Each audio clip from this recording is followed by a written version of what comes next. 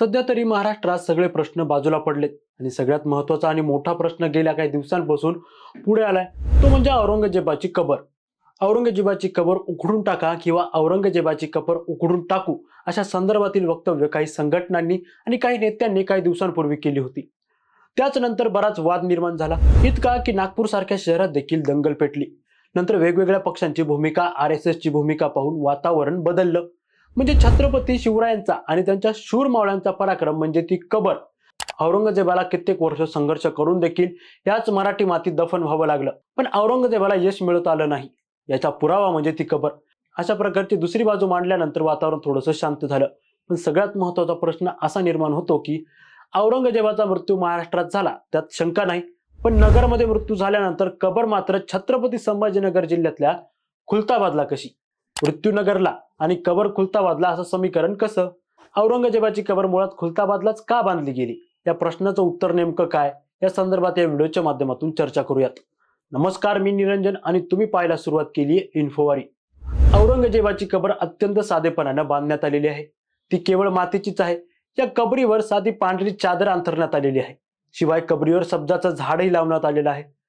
माझी कबर अत्यंत साधी बनवावी, तिच्यावर सब्जाचं झाड लावावं आणि वरच्या बाजूला छत वगैरे नसावं असं औरंगजेबानं मृत्यूपत्रात लिहिलं होतं. त्या काळी ही कबर बनवण्यासाठी 14 रुपये आणि 12 आणे इतका खर्च आला होता. माझी जी कबर बांधाल ती मी जे पैसे स्वतः कमवले आहेत ज्यात इतकं होईल तेवढ्यातच बांधायची आणि त्यावर एक सब्जाचं छोटंसं रोपटं लावायचं, एवढीच औरंगजेबाची इच्छा होती. औरंगजेबाने टोप्या बनवल्या होत्या, तसंच तो कुराण शरीफ लिहायचा. त्यात जी कमाई झाली त्यातच त्याच्या खुलताबादेत कबर बांधण्यात आली असं इतिहासकार डॉक्टर दुलारी कुरेशी सांगतात. औरंगजेबाचा जन्म 1618 आणि मृत्यू 1707 मध्ये झाला. 1707 मध्ये औरंगजेबाचा अहमदनगरमध्ये मृत्यू झाल्यानंतर त्याचा मृतदेह खुलताबादला आणण्यात आला. औरंगजेबाची कबर खुलताबादलाच का आहे याचं उत्तर शोधण्या अगोदर त्यात आधी आपल्याला खुलताबादचं त्या काळी नेमकं काय महत्व होतं हे जाणून घ्यावं लागेल. जमिनीवरचा स्वर्ग कुठे आहे तर तो खुलताबाद हा आहे असं म्हटलं जायचं.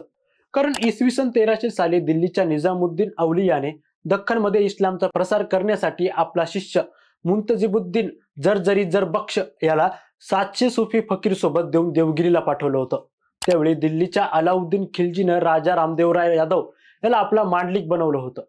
मुंतजिबुद्दीनने दौलताबादला आपलं केंद्र ठेवून बाकी 700 जणांना येथूनच संपूर्ण दक्षिण भारतात पाठवलं. 1309 मध्ये त्याचं निधन झालं. त्याचा दर्गा खुलताबादमध्ये हुडा टेकडीच्या पायथ्याशी बांधण्यात आला.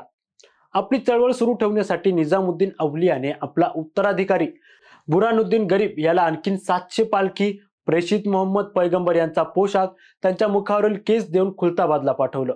तेव्हापासून खुलताबाद हे दख्खन येथील इस्लामी चळवळीचं केंद्र बनलं. बुरानुद्दीनला 29 वर्षाचा कार्यकाळ लाभला. त्याच्यानंतर देवगिरीला मोहम्मद तुघलकाने आपली राजधानी बनवलं. तेव्हा त्याच्या दरबारातील काझी आणि इस्लामी विद्वान असलेल्या दाऊद हुसेन शिराजी याला जैनुद्दीनने आपला उत्तराधिकारी नेमले. त्याचे नामकरण जैनुद्दीन दाऊद हुसेन शिराजी असं केलं गेलं. जैनुद्दीनने 1370 पर्यंत सुफी चळवळ मजबूत केली.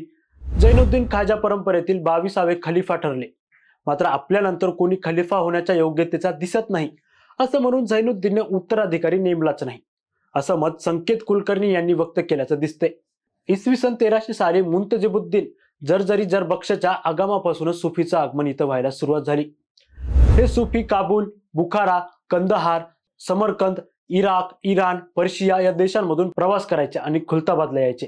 17व्या शतकात बादशाह औरंगजेबाने जैनुद्दीन सिराजीच्या दर्ग्याला भेट दिली. जैनुद्दीन सिराजीने 14व्या शतकात केलेल्या कार्याची प्रेरणा घेऊन औरंगजेबाने दख्खनमध्ये आपल्या मोहिमा राबवल्या. दक्षिण भारतातील इस्लामचा गड असल्यामुळे आणि सुफी चळवळीचं केंद्र असल्यामुळे या ठिकाणी देश विदेशातून सुफी आलेले होते. त्या प्रत्येकाच्या कबरी खुलताबादमध्येच आहेत. या सगळ्या मोठमोठ्या संतांच्या कबरी असल्यामुळे प्रत्येकाला वाटायचं की आपलं सुद्धा मृत्यूनंतर दफन हे साधू संतांच्या सुफींच्या सहवासात व्हावं.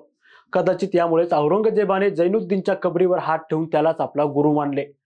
भारतात कुठेही आपण मरण पावलो तरी याच ठिकाणी आपल्याला दफन करावे अशी इच्छा त्याने व्यक्त केली. त्याच्या इच्छेचा मान ठेवून त्याच्या मुलाने आझमशहाने ही कबर बांधली. औरंगजेब गुरु मानत असलेल्या जैनुद्दीन सिराजी याच्या कबरीजवळच औरंगजेबाची कबर आहे. ही कबर अवघ्या 14 रुपये आणि 12 आणे इतक्या पैशातच उभारली गेलेली आहे. असं म्हणतात की हे पैसे औरंगजेबाने स्वतः टोप्या विणून आणि विकून कमावले होते. पूर्वी या कबरीवरच्या बाजूला संरक्षित कवच देण्यात आलं होतं. ते लाकडात बांधलेलं होतं. त्यानंतर 1904-05च्या दरम्यान लॉर्ड कर्झन आले आणि त्यांना वाटलं की इतका मोठा बादशाह आणि त्याची इतकी साधी कबर कशी काय असू शकते. त्यामुळे त्यांनी तिथं मार्बल ग्रीन बांधून कबरची थोडीशी सजावट केली होती. तर या कारणामुळे औरंगजेबाची कबर खुलताबादला असल्याचं सांगण्यात येतं. आता या सगळ्याबाबत तुम्हाला इतर काही माहिती असल्यास कमेंट करून नक्की सांगा आणि आमचं चॅनल इन्फॉरीला लाईक, सबस्क्राईब आणि शेअर करायला विसरू नका. तुर्तास खूप खूप धन्यवाद.